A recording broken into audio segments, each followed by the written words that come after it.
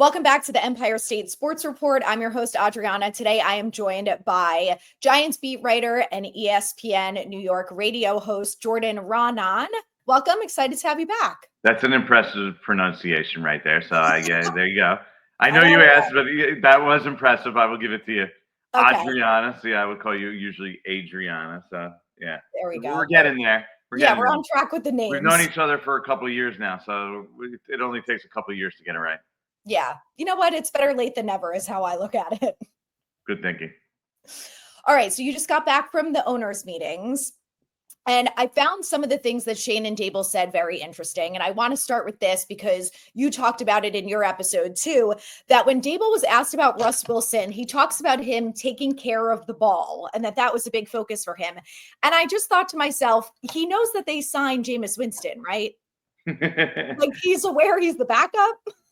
Yeah, that was his number one thing when you said, what did you kind of see when you went back and watched? He claimed he watched every one of Russell Wilson snaps. What did he say? 7,500 pass plays throughout his career. Mm-hmm. And the first thing he mentioned was he takes really good care of the football. So I think that's obviously a priority here. And then he mentioned throwing the ball down the field, right? To give the deep ball, what do they call it? The Russell Wilson moon ball. He didn't say moon ball, but I'm adding my insight here into what everybody calls the Russell Wilson moon ball and how that's kind of what this offense is going to be. That was my takeaway there, is that it's going to be an offense that's looking to make big plays, right? They couldn't make big plays. They couldn't hit those downfield passes. Daniel Jones really struggled with them last year. They didn't really have the receivers to do it previously. Now they have Malik Neighbors. They have Darius Slayton. They have Jalen Hyatt. These are guys that are able to get down the field. Even little Jordan Humphrey is a bigger receiver, but he's sort of like a vertical guy. He can get down the field. And so that seems to be the plan here. Play defense, right? They put a lot of resources into their defense this offseason. They really didn't do much with the 31st ranked offense. They feel like the quarterback's going to be the answer, the miracle cure there. But the defense, they put some resources into Javon Holland, Paulson Adebo. Those were the two biggest offseason acquisitions. Mm-hmm. Play good defense. Hit some big plays on offense. That's protect the ball and then throw the ball down the field with Russell Wilson. At least for the start. Once Jameis Winston gets in, then it's all hell going to break loose. Well, so this is what I was thinking when he said that, aside from the Jameis Winston thing, is that I am getting the feeling that there is some disconnect between Schoen and Daboll when it comes to the quarterback position. And maybe I'm wrong on this, but this is why I think that. It was kind of obvious as time went on that Daboll did not really like Daniel Jones. And whatever, I get it. It was maybe just oil and water like him and Wink. It is what it is. Maybe Daboll's the problem. Who knows? But then they go and they get Jameis Winston, who is notorious for taking shots down the field, but also notorious for interceptions. So I'm like, is there some sort of disconnect between the two of them of what they're looking for in a quarterback? Because out of all the other options, like if they were going to sign two veterans, why not just bring in Joe Flacco for a year and worry about a veteran quarterback again next year when there's other quarterbacks available in free agency? Or let's say Russ Wilson has a great year and then you sign him to another deal. I just am like, because I think that because then also the other reason why I think that's is because when Schoen was talked about the quarterback position, he said that he felt it was important to have two veterans because in the couple years that he's been here, they've had to play 7 different quarterbacks. So I'm like, you have to be prepared that you're going to play Jameis at some point, right? Is the thought process just, well, I'll just do what I did with Daniel Jones and scale down the offense and do like what Sean Payton did with Jameis Winston, where you just don't let him throw the ball down the field? Yeah, I look at it a little differently. I look at it as more, this is just them flailing. It's desperation. It's like, okay, who's the best quarterback we can get this offseason? Matthew Stafford. Let's make a run at him. All right, who's next in line? Aaron Rodgers. Let's make a run at him. Okay, who do we like next? Aaron Rodgers doesn't want to come here, it seems like. Who do we like next? Well, I guess it's Russell Wilson. Okay, who's next? I think it's, again, Jameis Winston's the better quarterback at his career at this point of his career than Joe Flacco, who's really at the end of the road. Yeah, if you wanted Joe Flacco to be there as like a guy who could maybe start 1 or 2 games for you and was a good influence and could help you out with building up a young quarterback, sure. But to me, it seems like, okay, we need the best guy that we feel like we could put in a game and play and get the best results because we're in desperation mode. We need to win as many games as possible. So I feel like that's how we end up with this here. And I do think at least, I mean, Joe Flacco fits the category too. And that's why these were the three guys that they kind of were going after. What can they all do pretty well? They can throw the ball down the field. And that's what they're looking and hoping to be able to do in this offense is I think you're going to see a lot of real quick short passes, a ton of passes at behind the line of scrimmage. That's what Daboll did in Buffalo. That's what he did with Daniel Jones that first year, even though they did a lot of zone read stuff that probably isn't something they're going to be doing a lot of now. This isn't the group to do that with. But real quick, short stuff behind the line of scrimmage, and then try to hit some deep shots. Like that's what the passing offense is going to be.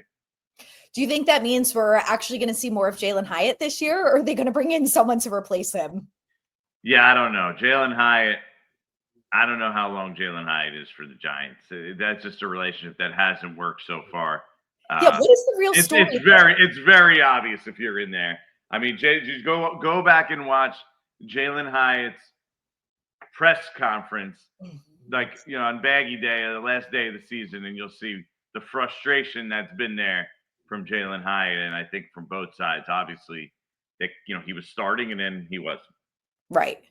What do you think the issue is? You think it's because I know there was a lot of talk coming out of like, oh, he has issues learning the playbook. He can only run one route. He can only do this. But I'm like, if he can only run one route, then put him in when that's the plan every time and make him the target. Like, yeah, they just haven't found a common ground there, something that works. Obviously, Darius Slayton beat him out. He's a better all-around polished receiver, at least at this point. Jalen Hyatt, he is kind of a one-trick pony. But like you said, you got to find a way to use that. But last year just went bad from that relationship. And so we'll see what happens here, especially if they add a receiver in the draft. It's hard to imagine Jalen Hyatt has a role here. Right. And so I think the draft will say a lot about what's going to happen with Jalen Hyatt moving forward here, after in the next few months. But he needs to get stronger. I think that's one of the things, refine his route running. But you should find a way to use him. You saw him do some things as a rookie, and then you got nothing out of him. What did they get? I think it was 8 catches for 70-something yards, 68 yards, something like that. That's ridiculous. Like that was one of the things last year that was very noteworthy to me. The guys that weren't in the mix, it's either you got something from them or you got nothing. You got to have these guys contribute. You can't have them give you nothing. Isaiah Simmons, Jalen Hyatt, Daniel Bellinger for huge stretches. Like you can't get nothing out of these guys. These guys could play in the NFL.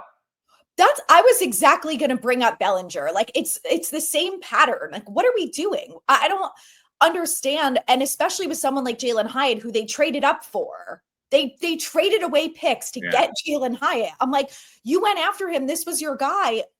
Why does there seem to be no plan for him? I think the same hype you're hearing for Theo Johnson right now is the same hype they gave you for Daniel Bellinger, and then they just cut the cord and basically gave up on him. And wait, we need you again. Get back in there. And then he produced a little bit at the end of the year.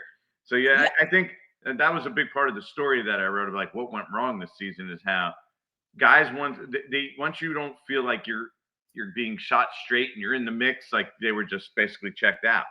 And you can't get zero from those guys. Right.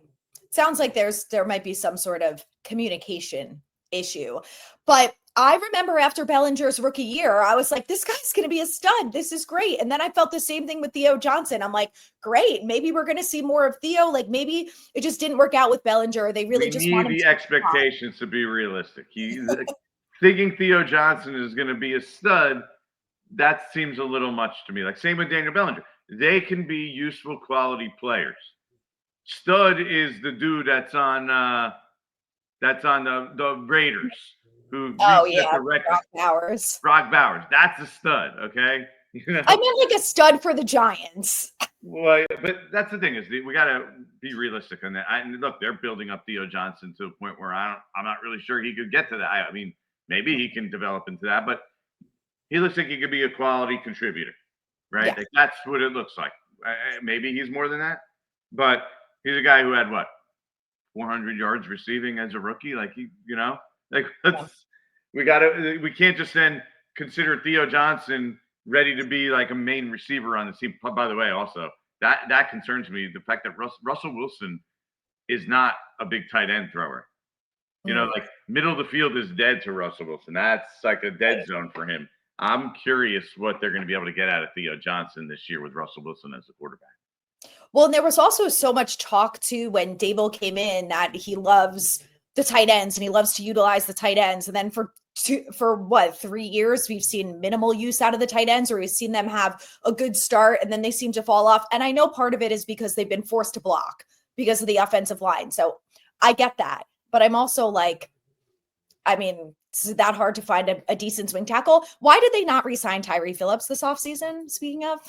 Yeah, no, they decided they located and highlighted James Hudson and Stone Forsythe, who I'll tell you this about those guys. The analytics do not favor, but those are the guys they pinpointed, and they feel like they're set now at least at swing tackle where they don't have to worry about emergency. And it doesn't seem like Evan Neal is part of that mix, considering they highlighted they needed swing tackle. So, I reported this earlier. They're asking Evan Neal early in the offseason, and they kind of said it. He's open to everything during the owners' meetings. He's going to make a switch to guard. Yeah. They're going to try it out. A year too late. I don't know what the holdup is there. My problem when I read that too was like, as a fan and as someone who has been forced to watch this god-awful football team since way before Evan Neal got here, but since Evan Neal has been here, I don't give a shit what Evan Neal wants. I don't care that he's open to guard. Tell me that you're the GM and you make the decisions and you're moving him to guard because he's had 3 awful years at tackle. Yeah, Evan Neal doesn't have an option here. Right. He doesn't have a voice that says, hey, we're moving you to guard. We're going to try you at guard. That's it. Yeah. And you know what? If it doesn't work out at guard, he's not going to be on their roster. That's the reality of the situation here. I get it. He was the 7th overall pick, but we're done with that. Like, that's over. We're 3 years in. I think I looked up pass block win rate. I think he was something like 75th of 77 in pass block win rate since coming into the league at tackle. Like, it's over. Like, you're not going to be a high quality full-time tackle in this league. Can you maybe be serviceable? Like, yeah, like that's your ceiling at this point, like that. So you got to at least try him at guard, and he should be open to it. Look what happened to Mekhi Becton, even Eric Flowers. Like there is a track record of guys who can have success making that switch. He's a bigger guy. His skill set is better run blocker than pass blocker. His lack of mobility and balance is a problem at tackle. Probably less of a challenge at guard with those, weaknesses. So, yeah, it's going to happen. And, they're just trying to be nice here and playing well. And they're worried about the public perception of everything, which is how they operate. And, Evan Neal's going to try guard. And who knows if he's even on the roster by the time this is all said and done. So you think he's going to be him and Izudu and Stinney, some of the other guys that they brought in as guards, they're all going to be in the rotation for backup, right? Like they're going to keep the same offensive line that was starting last year with Raanan and GVR. I think we have to wait to see what happens in the draft. I wouldn't be surprised if they go dip back into the draft and draft a guard pretty high. Like the interior of the offensive line is a weakness on this team right now, right? Yeah. You're talking about Greg Van Roten, who's near the end of his career, played okay last year, but he's not great by any stretch of the imagination. At best, he's average. John Runyon Jr., who they signed for a lot of money, who was okay last year. He's a solid guard. You could feel good about that. But John Michael Schmidt hasn't really proven much at center, so it's not exactly an extremely strong interior offensive line. You don't have anyone there that you're like, this guy is a high-end Pro Bowl caliber player, not even close, to be honest with you. So, yeah, John Runyon Jr. clearly is a quality guard in the league. He's proven that before, but that's like the ceiling of the group right now. So I wouldn't be surprised if you see them find a guard they like in the draft in the middle rounds, day 2 or 3 for sure. And then that guy, who knows, could end up starting. That would be interesting. I would just I'm interested to see Izudu at guard too. I feel like that's where he was drafted to play. If you give him a fair shot and a fair shake at guard, I want to at least see what he is. Yeah, and they finally moved him there, week 18. It's like that. I don't that like to it. me is one of the things that shows the the way that they operate and makes me question whether they could be successful, this regime. That whole thing like is so mind numbing from like the day he got there. There's if you even go back to when Josh Azudu was a rookie, he was injured in training camp and they played him through injury in a preseason game and ended up needing surgery like when he probably shouldn't even been playing. There's the whole thing, and then switching him from guard to tackle and tackle to guard. It's like the guy never had a chance. And you know what? To be honest with you, they played him one game at tackle this year. He had a rough first half, played better, and he played fine in the second half. And then they pulled him and they pulled the plug on the experiment. It basically gave him one half to succeed, which is just explain that to me. That doesn't make any sense to me. Like the whole logic of having a plan and sticking to a plan, like that is the complete opposite. So that even though it's not a big thing, we're like, oh, who cares about Josh Azudu? Like to me, it sort of epitomizes a lot of the problems that they've had here. Mm-hmm. The plan. And the Azudu thing. Plan. What is the plan?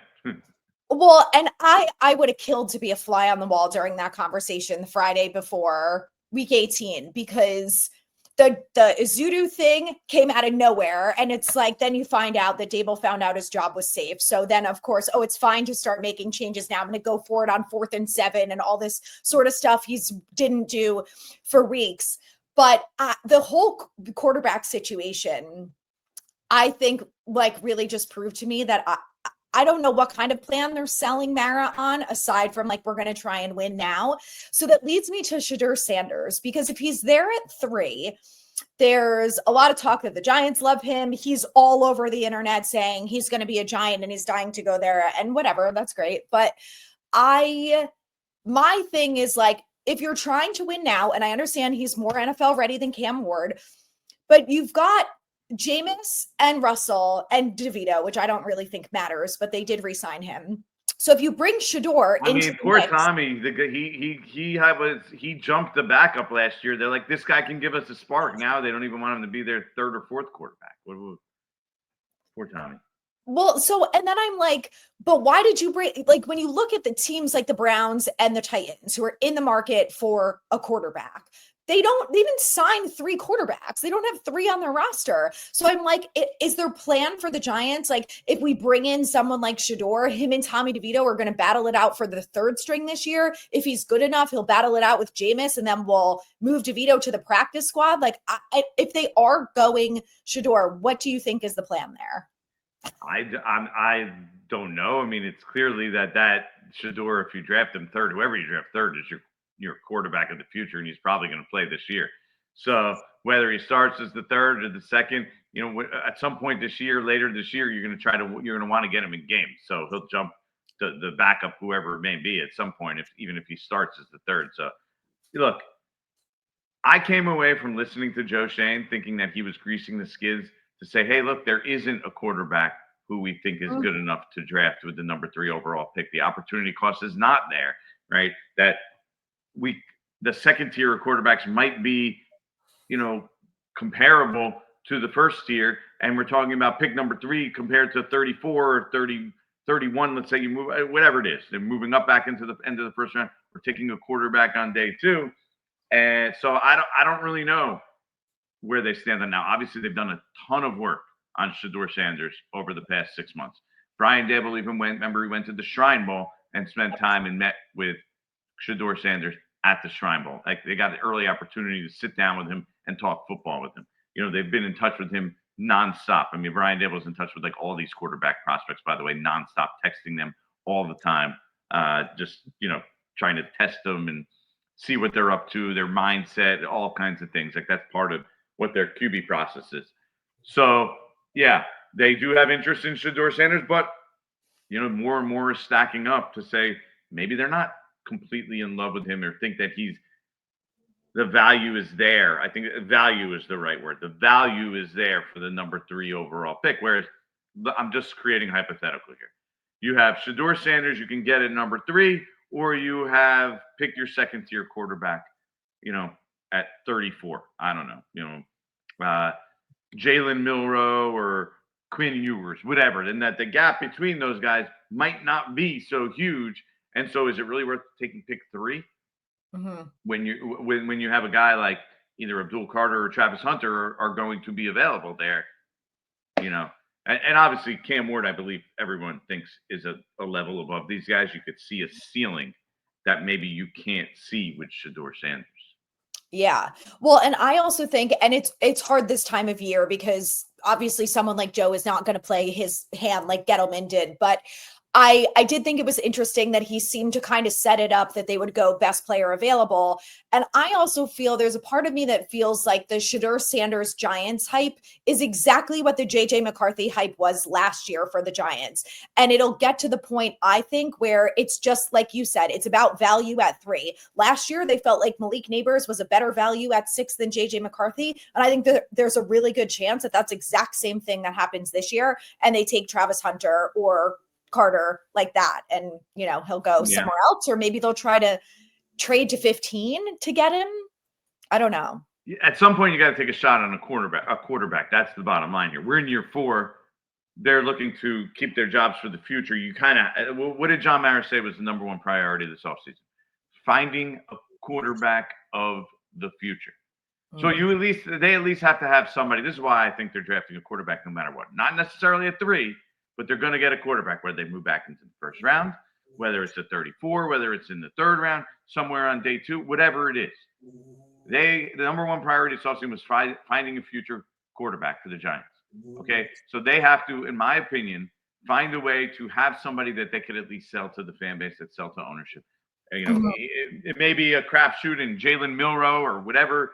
Kyle McCord. I'm just throwing out every second-tier quarterback name I can get to at this point. Will Howard, these are the Giants have done work on all these guys. Daboll has done Zoom calls with guys like Will Howard and Quinn Ewers and all these other guys as well. So they're doing their homework on all these guys, and in my opinion, they have to have somebody that they can at least sell to the fan base and ownership by the end of the season. Hey, down the road, this guy could be our guy. It doesn't have to be a slam dunk. But okay, maybe Jalen Milroe. I'm just using him because he's probably the biggest project of all. He's someone that we could develop, and he might be our guy, even though we don't really know. Right. So my argument against that, and I'm like, I understand that that's John Mara's theory, right? But I think if you're Joe Schoen, you can make the argument that what is the point of us taking a Jalen Milroe who is not Shedeur Sanders? So if Russ Wilson goes down, at least Shedeur Sanders, you could sell to the fan base that he's going to get some playing time this year. And, if it doesn't work out, we still have time to figure it out with him if he loses a couple games, whatever.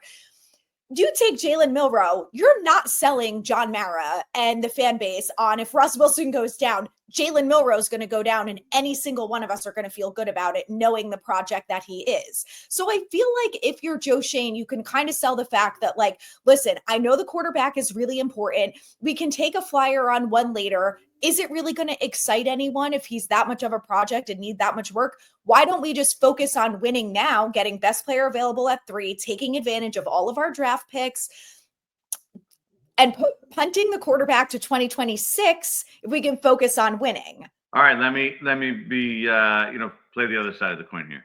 Okay. He does that. Says we're going to get the best players available, win as many games as possible this year. They go 6-11.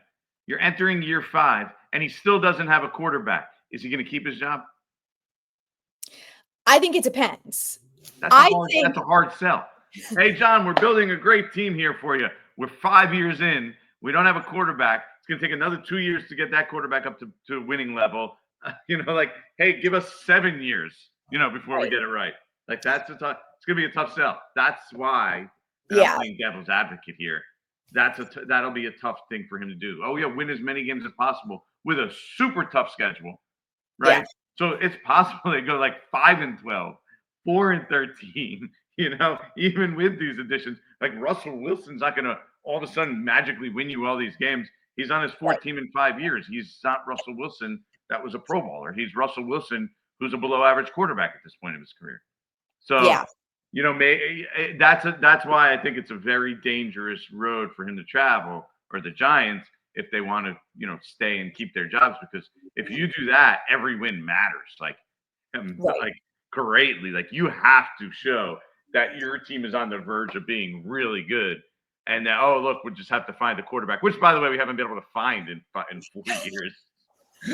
I think the biggest problem against that argument for Joe is if they win 6 games and they end up with the 7th overall pick, and then 2024 repeats itself and they can't get, Carson Beck or whoever Nussmeier, like the top quarterbacks are going to be, there's a chance that they have that. I'll amend it. I'll amend what I said.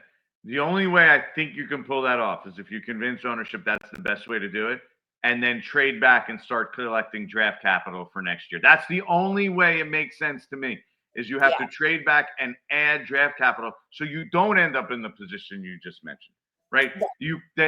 You collect all this draft capital where you can say, we will be able to make a run next year at a quarterback. Right. Not get stuck in that spot that you just mentioned. Like, if you just sit there and take Travis Hunter at 3 and say we're punting quarterback until next year, you're not even going to be in great. They're not even going to get comp picks next year, right? Right. I mean, so. Well, if Mike Kafka's going to leave next year, no, Brandon Brown too might. They could get some 3rd rounders. Those are not for next year. Those will be for the year after that. There's a year delay. For that year. There's a year delay on them, I think. Oh, I thought it was one the current year, one the next year. Maybe. I thought it was their one's delayed 1 year and then they're 2 years back. It doesn't occur immediately. But you could be right. I got to look up the rule. We haven't got to that point. Each year they flirt and they don't actually get the job, so we don't really have to worry about that. Yeah. And plus, by the way, Adriana, actually, if their contract is up, they don't get anything. Oh. We don't know the state of their contracts at the moment. That's a good point. So we know that Kafka got his deal reworked last year, and he was, got second year and was signed through this year. But he would have to agree this offseason to roll it over again. And a lot of times teams like to do that. They want to make sure that guys are signed for the previous year and have 2-year deals. But we don't know if either of them have that or have accepted that or have talked about that. That's the key here. That's a good point. And somehow we are not remotely close to the Eagles, who managed to win the Super Bowl and still have like 7 comp picks this year. It's unbelievable. They got a gazillion picks next year too. A gazillion picks. So they keep putting themselves in good position by being flexible in the draft. Joe Schoen's been pretty good at that. I will give him credit.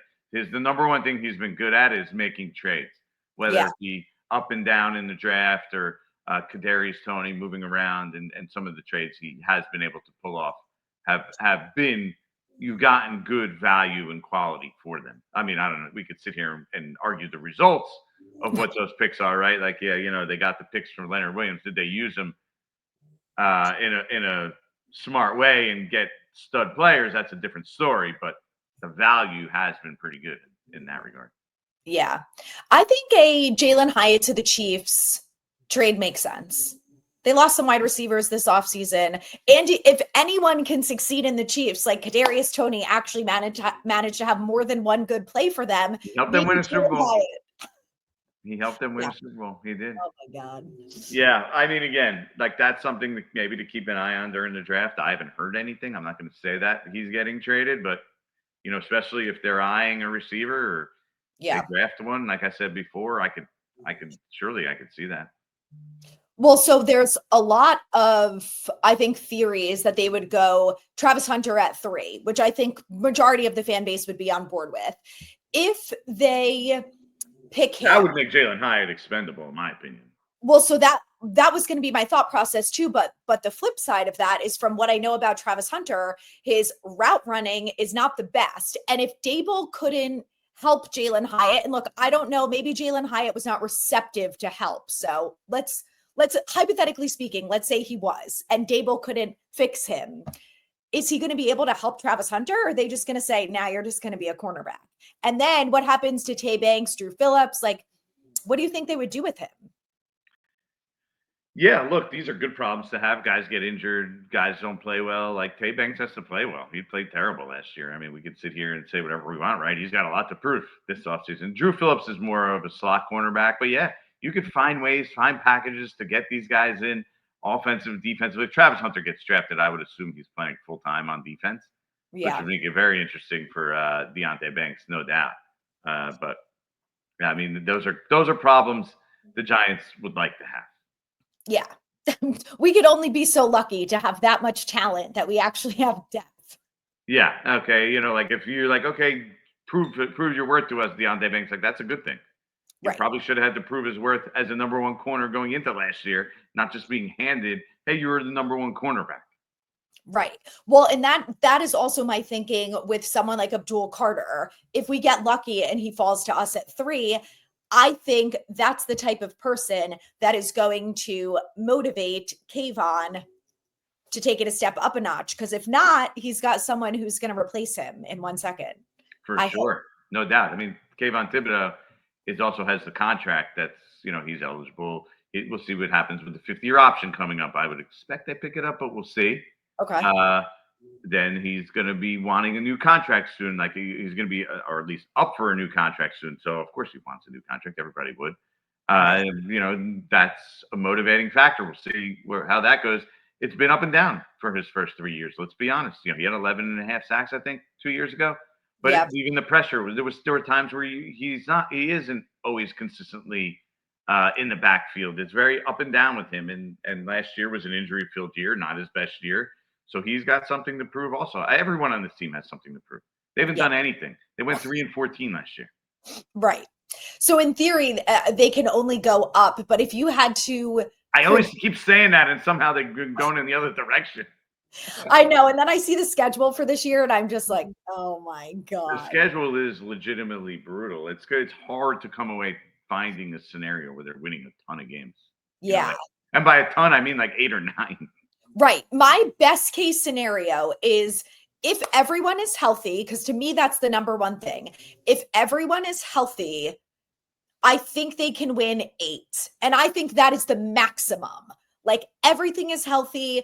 Shane Bowen has figured out what to do with the defense. They have sacks again. The offense can throw deep balls down the field. Like that's assuming that everything goes well, starting with the health.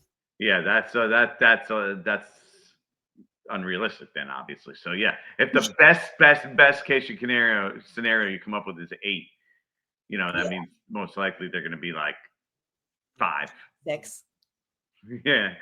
So yeah, I mean they're going to have their work cut out for them this year. There's no doubt. That schedule is legitimately tough. Yeah, I know. I'm worried about that, but if they get best player available at 3, I think there will be some excitement. So if the draft were tomorrow, who do you think they're taking at 3? I'm going to go with Travis Hunter at this point. I just hear some things and maybe they're not in love with Shedeur Sanders. The way Joe Shane then talked made me only solidify that. I had heard that the weeks or two coming into it. If you go back to my Breaking Big Blue, my podcast, couple weeks ago, I said I've been hearing both sides. They love him or they don't love him, and then you hear what Joe Shane said. It made me think they're kind of greasing the skids. Okay, you know what? The value is there to take the best player, and who knows? Travis Hunter could be and I hate using this word generational, but if he can legitimately play 2 positions full time, almost, or at least even if it's wide receiver 50% of the time, like it's something we haven't seen in a very long time in the NFL, very long time, like the Shohei Ohtani type player in the NFL. If he could do that and play full time at both positions, that's generational.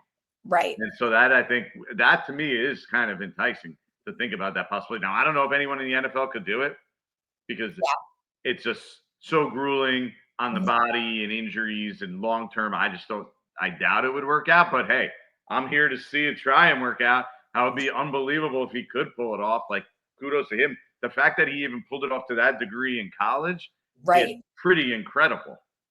Yeah, and managed to stay pretty healthy. Yeah, that's what I'm saying. And the one injury he took was, remember, he got that dirty hit from I believe it's the Colorado State guy. Yeah. What did he do? But it was appendix or spleen or something. Ugh. Yeah.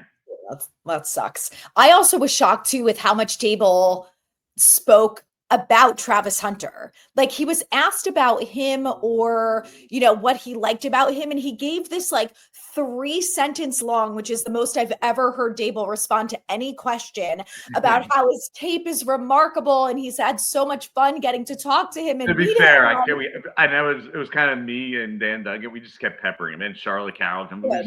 We just kept going until he gave us something on it. So I think eventually he just conceded that he'll give a little something. Yeah, but he never does that. So you guys did a great job. Maybe we got under his skin enough. Tom Coughlin used to be the best with that. You could get like if you keep poking Tom Coughlin, that's when he was at his best. That's when you would get his best answers. And Daboll, you're right. Daboll's usually not like that. I appreciate the question. Yeah, it gives you a lot of that. I appreciate the question. Yeah, Jordan, but we're not going to tell you anything.